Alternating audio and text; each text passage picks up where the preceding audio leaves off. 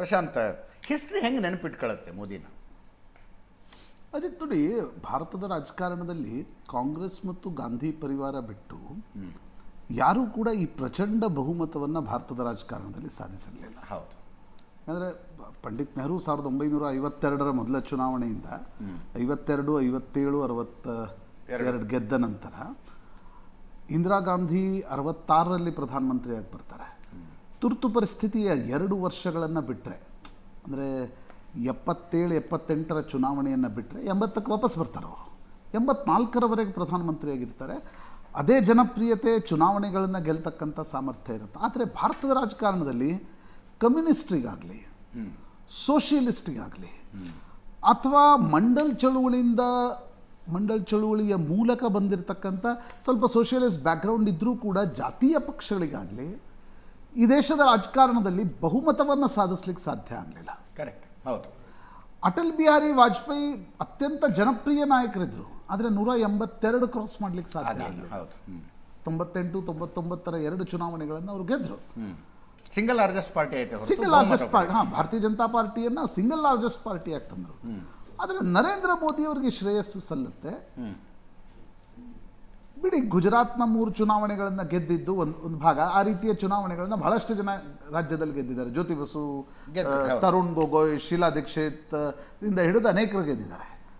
ಆದರೆ ದೇಶದ ರಾಜಕಾರಣದಲ್ಲಿ ಒಬ್ಬ ವ್ಯಕ್ತಿಯ ಕಾರಣದಿಂದಾಗಿ ಆ ಪಕ್ಷ ಬಹುಮತವನ್ನು 2 ಬಾರಿ ಸಾಧಿಸಿ 3ನೇ ಬಾರಿ ಬಹುಮತದ ಹತ್ತಿರಕ್ಕೆ ಬಂದಿರತಕ್ಕಂಥದ್ದು ದೇಶದ ರಾಜಕಾರಣದ ದೃಷ್ಟಿಯಿಂದ, ನಾನ್ ಕಾಂಗ್ರೆಸ್ ಪಾಲಿಟಿ ದೃಷ್ಟಿಯಿಂದ ಕೂಡ ಬಹುದೊಡ್ಡ ಸಾಧನೆ ಅಂತ ಅನಿಸುತ್ತೆ.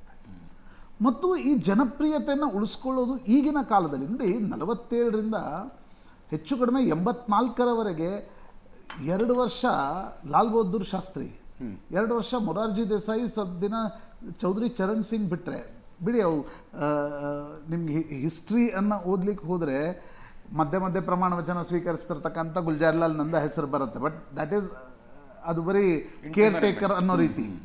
ಆದರೆ ಮೊರಾರ್ಜಿ ದೇಸಾಯಿ 2 ವರ್ಷ, ಲಾಲ್ ಬಹದ್ದೂರ್ ಶಾಸ್ತ್ರಿ 2 ವರ್ಷ ಬಿಟ್ಟರೆ ಒಂದೇ ಕುಟುಂಬದ ಅಪ್ಪ ಮಗಳು ಈ ದೇಶವನ್ನು ಆಳಿದರು. ನಾನು ತಪ್ಪು ಸರಿ ವಿಮರ್ಶೆಗೆ ಹೋಗ್ತಾ ಇಲ್ಲ, ಇತಿಹಾಸ ಅದು. ಆದರೆ ಅಲ್ಲಿಂದ ನಂತರ ಯಾವಾಗ ಗಾಂಧಿ ಕುಟುಂಬದ ಪ್ರಭುತ್ವ ಅಥವಾ ಗಾಂಧಿ ಕುಟುಂಬದ ಜನಪ್ರಿಯತೆ ಇಳಿಮುಖವಾಯಿತು, 84ರ ಚುನಾವಣೆಯಲ್ಲಿ ರಾಜೀವ್ ಗಾಂಧಿಗೆ ಸಿಕ್ಕಿದ ಮ್ಯಾಂಡೇಟ್ ರಾಜೀವ್ ಗಾಂಧಿಗೆ ಸಿಕ್ಕಿರಲಿಲ್ಲ, ಅದು ಇಂದಿರಾ ಗಾಂಧಿಯ ಹತ್ಯೆಯ ಕಾರಣದಿಂದ ಸಿಕ್ಕಿತ್ತು. ಅದಾದ ನಂತರ 30 ವರ್ಷಗಳವರೆಗೆ ಭಾರತದ ರಾಜಕಾರಣ ಒಂದು ರೀತಿಯ ಅಸ್ಥಿರತೆಯಲ್ಲಿ ಇರ್ತು. ಒಂದು ರೀತಿ ಆಸಿಲೇಟಿಂಗ್ ಬಿಟ್ವೀನ್ ಆ ಪಾರ್ಟಿ ಈ ಪಾರ್ಟಿ ಅಂತಕ್ಕಂಥದ್ದು.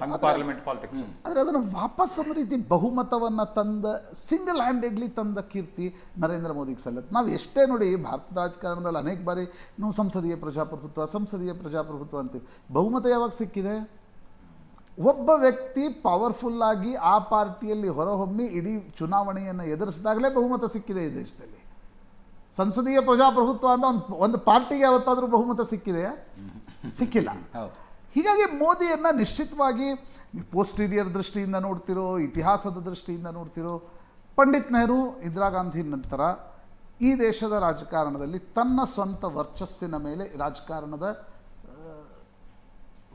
ತನ್ನ ಸುತ್ತ ರಾಜಕಾರಣ ಸುತ್ತುವ ರೀತಿ ಮಾಡಿರ್ತಕ್ಕಂಥ ಶ್ರೇಯಸ್ಸು ನರೇಂದ್ರ ಮೋದಿಗೆ ಸಲ್ಲುತ್ತೆ. ಈಗ ಮುಂದೇನಾಗುತ್ತೆ, 75 ಏನಾಗುತ್ತೆ, that is a different debate. ಆದರೆ ನೋಡಿ, ಏನು ಇಂಟ್ರೆಸ್ಟಿಂಗು ಅಂತ ನಾವು ನೋಡಿದರೆ, ಎಲ್ಲರೂ ತಳಹಂತದಿಂದ ಮೇಲೆ ಹೋದವರೇ ಅಜಿತ್, ಯಾರು ಹೋಗಿಲ್ಲ ತಳಹಂತದಿಂದ. ಈಗ ಪಂಡಿತ್ ನೆಹರು ತಂದೆ ಮೋತಿಲಾಲ್ ನೆಹರು, ಇಂದಿರಾ ಗಾಂಧಿ ತಂದೆ ಪಂಡಿತ್ ನೆಹರು ಆಗಿದ್ದರು. But Lal Bahadur Shastri was a simple man. ಹೌದು.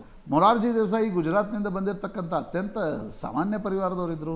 ಚೌಧರಿ ಚರಣ್ ಸಿಂಗ್ ಅತ್ಯಂತ ಸಾಮಾನ್ಯ ಪರಿವಾರದವರಿದ್ದರು. ದೇವೇಗೌಡರು, ಇಂದ್ರಕುಮಾರ್ ಗುಜ್ರಾಲ್, ನೀವು ಎಲ್ಲರೂ, ಪಿ ವಿ ನರಸಿಂಹರಾವ್, ಮನಮೋಹನ್ ಸಿಂಗ್, ಎಲ್ಲರೂ ಸಾಮಾನ್ಯ ಪರಿವಾರದವರೇ. ಆದರೆ ನನಗನ್ಸುತ್ತೆ ಭಾರತೀಯ ರಾಜಕಾರಣ ನರೇಂದ್ರ ಮೋದಿಯವರನ್ನು ಚುನಾವಣೆ ಗೆಲ್ಲುವ ಮಷೀನ್ ದೃಷ್ಟಿಯಿಂದ ಬಹಳ ದಿನಗಳ ಕಾಲ ನೆನಪಿನಲ್ಲಿ ಇಟ್ಕೊಳ್ಳುತ್ತೆ.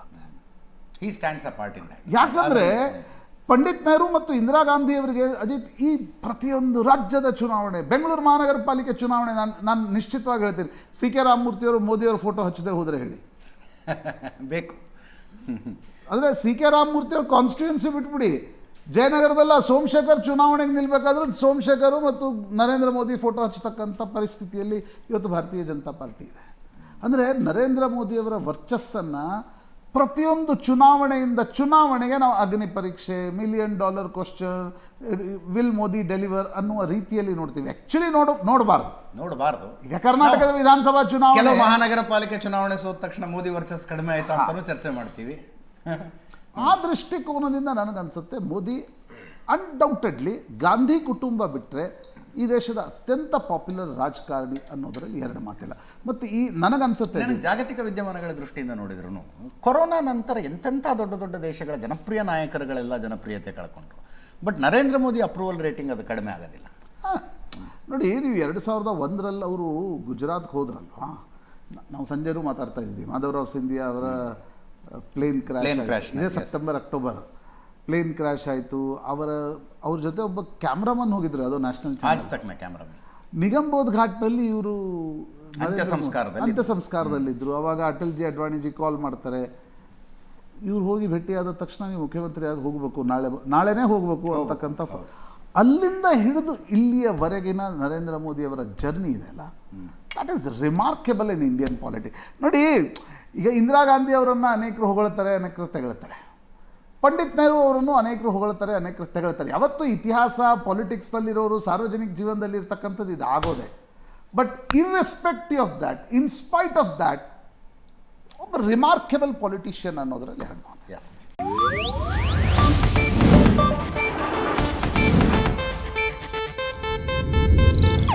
ಇದು ಏಷ್ಯಾನೆಟ್ ನ್ಯೂಸ್ ನೆಟ್ವರ್ಕ್ ಪ್ರಸ್ತುತಿ.